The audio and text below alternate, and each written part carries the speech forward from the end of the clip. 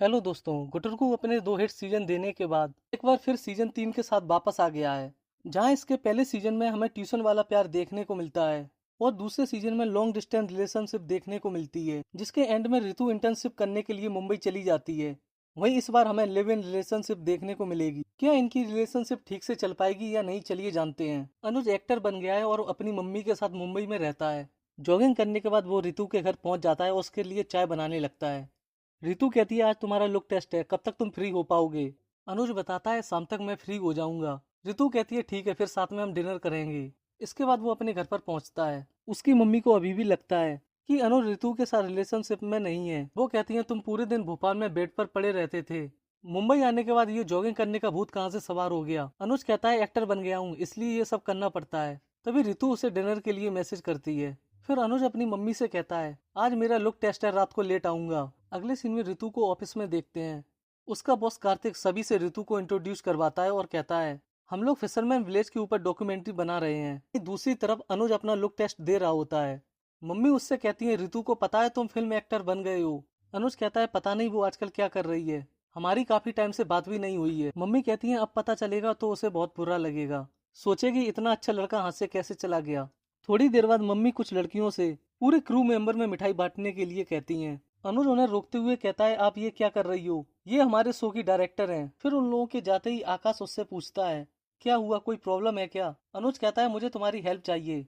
फिर look test complete होने के बाद मम्मी उससे सिद्धि विनायक मंदिर चलने के लिए बोलती हैं। तभी अनुज के कहने पर आकाश उसकी हेल्प करने के लिए आ जाता है और कहता है तुम्हें सीन डिस्कस करने के लिए डायरेक्टर ने बुलाया है। अनुज ड्रामा करते हुए कहता है अभी पॉसिबल नहीं है, मैं मम्मी के साथ बाहर जा रहा हूँ। आकाश मम्मी से कहता है देख लो वरना मेरी जॉब चली जाएगी।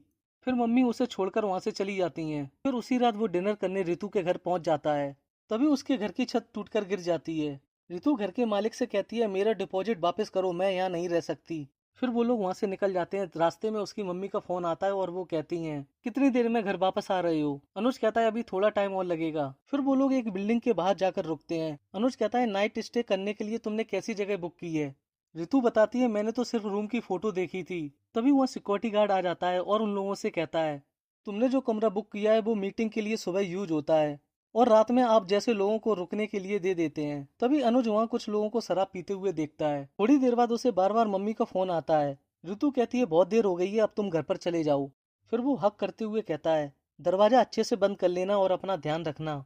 इसके बाद वो अपने घर पहुंचता है तो मम्मी उससे कहती हैं मैं कल वापस भोपाल जा रही हूँ, तुम्हारे पास मेरे लिए बिल्कुल टाइम नहीं है, तो फिर मैं यहाँ अकेले रहकर क्या करूंगी। अनुज कहता है बिजी तो मैं बहुत रहता हूँ, ठीक है आप चले जाओ, पर मैं आपको बोर होते हुए नहीं देख सकता। फिर वो मम्मी के सोने के बाद रितु को फोन करता है, लेकिन उससे बात नहीं हो पाती है। तुरंत वो रितु से मिलने पहुंच जाता है, लेकिन रितु उसे कहीं भी दिखाई नहीं देती है। कुछ टाइम बाद रितु वहाँ आ जाती है तो अनुज उससे पूछता है तुम बाहर क्यों गई थी और तुम्हारा फोन स्विच ऑफ क्यों आ रहा है। रितु बताती है लाइट चली गई थी और फोन स्विच ऑफ हो गया था और बाहर भी कोई नहीं था। अनुज कहता है तुम यहाँ नहीं रहोगी, चलो यहाँ से। वो लोग बीच पर पहुंच जाते हैं। अनुज कहता है मम्मी कल भोपाल जा रही हैं, अब तुम्हें रहने के लिए दूसरा घर नहीं देखना पड़ेगा और हम दोनों लिव इन में रहेंगे। ये सुनकर ऋतु खुश हो जाती है। फिर कुछ देर बाद हम इन दोनों को पुलिस स्टेशन में देखते हैं।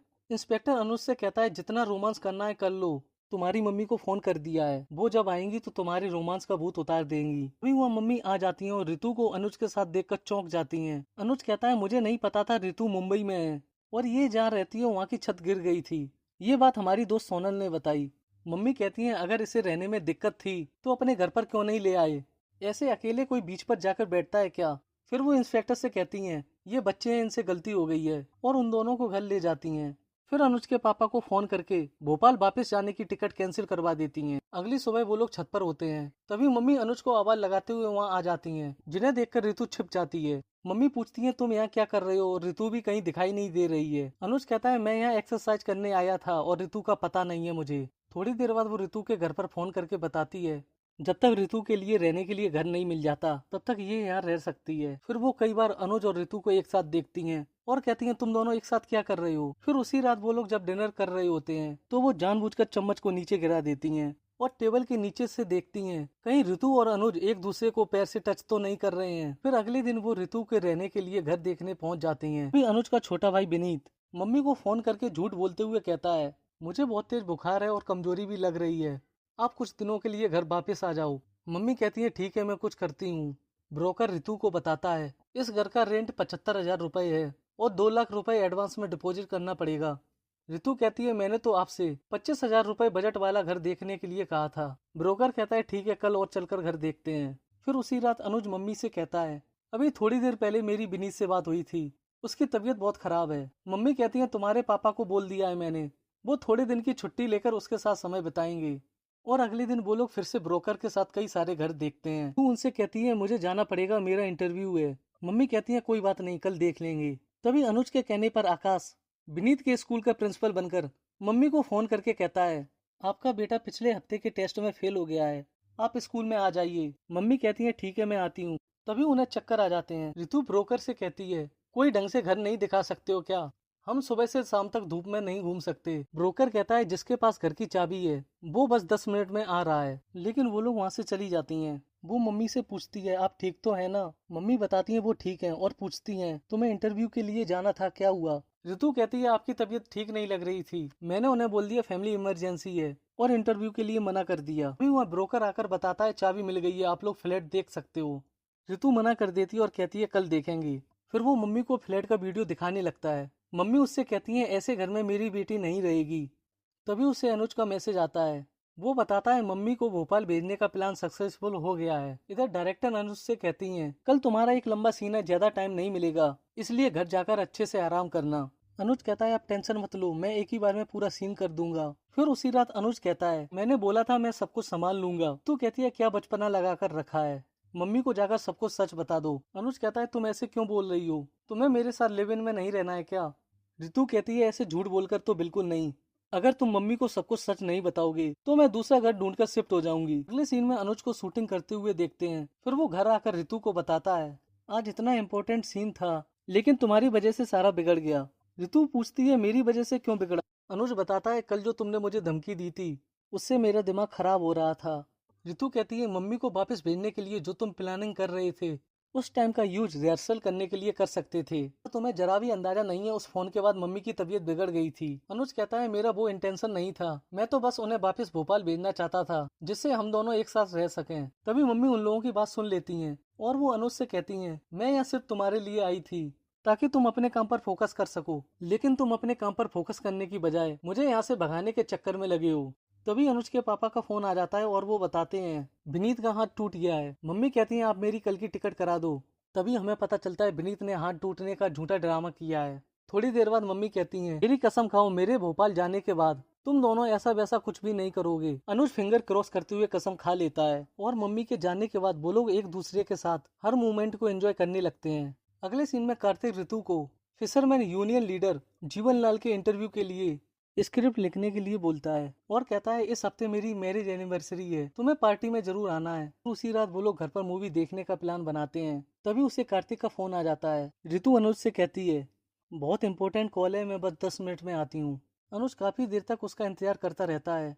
फिर जब ऋतु वापस आती है तो देखती है अनुज सो गया है और अगले दिन उसे सॉरी बोल देती है। इसके बाद जब वो शूटिंग पर जाता है तो ऋतु उसे मैसेज करके बताती है कि आज वो लेट आएगी, तुम डिनर कर लेना। और फिर घर आकर वो सो जाती है। तभी ऋतु के मोबाइल के नोटिफिकेशन से परेशान होकर अनुज उसका फोन स्विच ऑफ कर देता है। अगली सुबह सोकर उठकर वो देखता है ऋतु एक चिट लगाकर जाती है जिस पर लिखा होता है पानी लीक हो रहा है, प्लम्बर को बुला लो। कार्तिक फिशरमैन यूनियन लीडर जीवन लाल का इंटरव्यू ले रहा होता है। तभी वहाँ देर से ऋतु पहुँचती है। कार्तिक उसे डांटते हुए कहता है कहाँ थी अभी तक, कल रात मैंने कितनी बार तुम्हारा फोन ट्राई किया। ऋतु उससे माफी मांगती है और बताती है मेरा फोन स्विच ऑफ हो गया था। फिर घर आकर ऋतु उससे कहती है मैं खाना ऑर्डर कर रही हूँ, तुम क्या खाओगे। अनुज कहता है ऐसा था तो पहले ही बोल देती, मैं बेकार में चॉपिंग तो नहीं करता।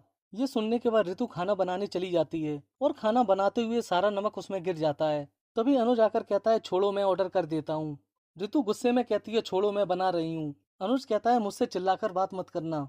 इसके बाद वो लोग एक दूसरे से थोड़ा कम बात करते हैं। अगले सीन में वो लोग कार्तिक की एनिवर्सरी में जाने के लिए तैयार हो रहे होते हैं। ऋतु जैसे ही बाथरूम में जाती है बहुत सारा पानी लीकेज होने लगता है। वो अनुज से कहती है मैंने तुम्हें प्लम्बर को बुलाने के लिए बोला था। अनुज कहता है तुम भी तो बुला सकती थी। अनुज फिर से कहता है मैं तुम्हारे फोन की वजह से पूरी रात सो नहीं पाता हूँ क्योंकि तुम्हारा फोन हमेशा बजता ही रहता है। ऋतु कहती है इसका मतलब तुमने उस रात मेरा फोन स्विच ऑफ कर दिया था। फिर उन लोगों के बीच छोटी छोटी बातों पर बहस होने लगती है।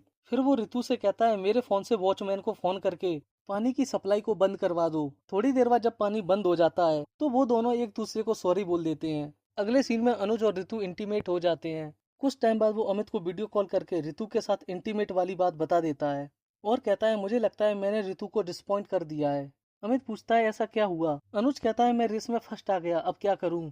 अमित कहता है जब तक तुम रेस में भागने के लिए तैयार नहीं हो जाते तब तक पिच पर मत उतरना, चाहे ऋतु कितना भी तुम्हें फोर्स करे। अगले दिन से वो स्टेमिना बढ़ाने में लग जाता है। वहीं दूसरी तरफ ऋतु अपनी ऑफिस कलीग तृप्ति को बताती है मुझे लगता है अनुज को उस रात मेरे साथ अच्छा नहीं लगा। तृप्ति कहती है तुम ओवर थिंकिंग कर रही हो, मुझे लगता है तुम्हें एक बार फिर से करना चाहिए, तभी समझ में आएगा। फिर उसी रात वो अनुज को अट्रैक्ट करने की कोशिश करती है लेकिन वो अवॉइड करके सो जाता है। अगली सुबह फिर से वो अट्रैक्ट करते हुए कहती है आज मैं ऑफिस थोड़ा लेट जाऊंगी, लेकिन अनुज फिर से उसे इग्नोर करके वहां से चला जाता है। इसके बाद वो तृप्ति से मिलकर उसे बताती है मुझे लगता है अनुज मेरे साथ दोबारा फिजिकल रिलेशन नहीं बनाना चाहता है। तृप्ति कहती है मुझे लगता है तुम दोनों एक दूसरे के साथ कुछ ज्यादा ही कंफर्टेबल हो गए हो, अब तुम्हें कुछ स्पाइसी चाहिए। एक बार फिर से वो अनुज को अलग तरीके से अट्रैक्ट करने की कोशिश करती है।